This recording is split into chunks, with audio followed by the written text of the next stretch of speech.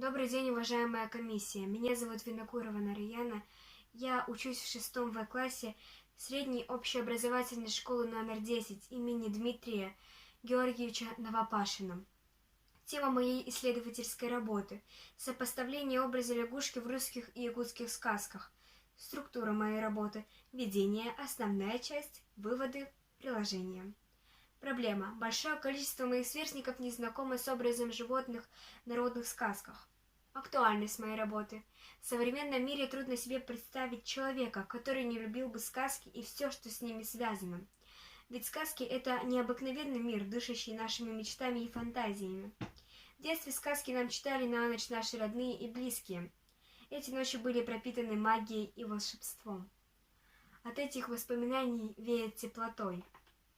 Сейчас мы уже ученики 6 класса, поэтому со сказками мы знакомимся самостоятельно, так как жанр сказок после начальной школы сменяется на повести, рассказы и романы. К сожалению, я и мои сверстники мало знакомы с фольклором якутского народа. Большинство из них не говорит и не умеет читать на родном языке. Мне стало интересно сравнить характеры и образы лягушки и узнать особенности сказок о животных русского и якутского народов. Думаю, что изучение народных сказок поможет мне узнать традиции и обычаи народов Якутии, поскольку главные герои напоминают и своей речью, и поведением людей той национальности, где бытуют эти сказки. Цель моей исследовательской работы – сравнить образ лягушки в русских и якутских сказках. Источниковедческой и эмпирическое базовое исследование послужили работы известных ученых, таких как Эрна Васильевна Померанцева, Владимир Яковлевич Проб, Иван Александрович Худяков. Тесты якутских народных сказок. Перед собой мы поставили следующие задачи. Первое. Изучить историю народов сказок о животных. Второе. Провести опрос среди обучающихся 5-6 классов на знание сказок народов России. Третье. Проанализировать национальные особенности сказок о животных. Четвертое. Сравнить образ лягушки в русских и якутских народных сказках. Гипотеза. Мое предположение, что образ лягушки в якутских сказках, его характер не всегда совпадает с образом лягушки в русских народных сказках. Практическая значимость исследования. Материал данной работы могут быть использованы на уроках русской литературы КНРСЯ как учащимися, так и учителями.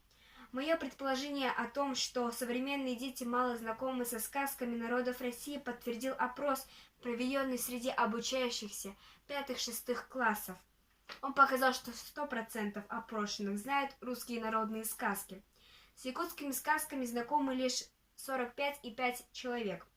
Самым популярным положительным героем сказок о животных опрошенных считают зайца, а отрицательным – лису. Лишь 37,6% опрошенных знакомы со сказками, где действующим героем является лягушка. Русская народная сказка «Царевна-лягушка». Якутских сказок по теме, к сожалению, названо не было. Мы решили начать нашу исследовательскую работу с определения значения слова «лягушка» в русском и якутском языках. В этимологическом словаре Николая Михайловича Шанского мы узнали, что слово «лягушка» появилось в русском языке в XVII веке. Слово является производным от слова «лягать». Земноводное было названо так, потому что передвигается на задних конечностях. А вот в якутском языке слово «лягушка» появилось только спустя столетия. А вот в этимологическом словаре Эдуарда Карловича Пекарского мы нашли такое определение. Лягушка – бага, от тюркского бака – бага. Лягушка – сырая, разновидность земноводного с кровавыми пятнами на брюхе. Также встречается в описании человека. Бага-аях – широкоротый, имеющий большой рот, подобный лягушачьему. Исходя из вышеперечисленного, мы можем сказать, что определение слова «лягушка» в якутском языке основано на внешних свойствах земноводного, а в русском языке от способности передвигаться. Далее мы познакомились с различными сказками наших предков, узнали много нового и интересного, изучив необходимую литературу, проведя анкетирование среди сверстников, составив сравнительный анализ сказок народов Якутии, мы пришли к следующим выводам. Первое. Сказки относятся к устному творчеству. Они отражают самобытность, культуру и традиции каждого народа. Сказки – это кладезь знаний. Они помогают нам понимать национальные особенности характеров и психологию нашего народа. В сказках о животных проявляется стремление к своеобразной спецификации образов. Каждый из них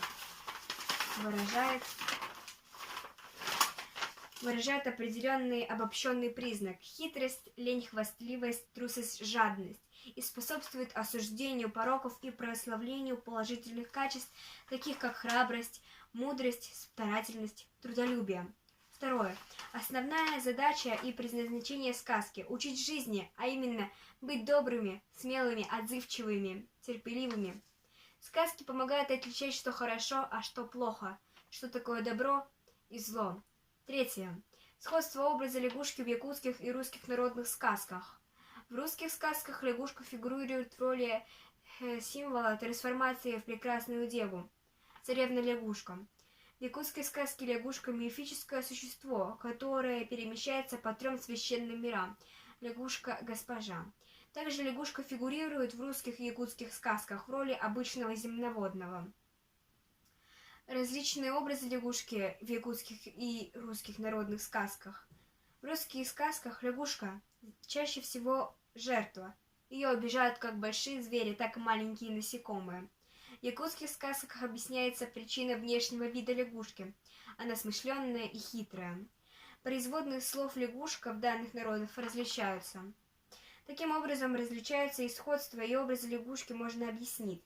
Первое. Сюжеты сказок у этих народов схожи, потому что все народы на протяжении многих веков имели одинаковый жизненный опыт и стремились к добру, истине, справедливости и мирной жизни на земле.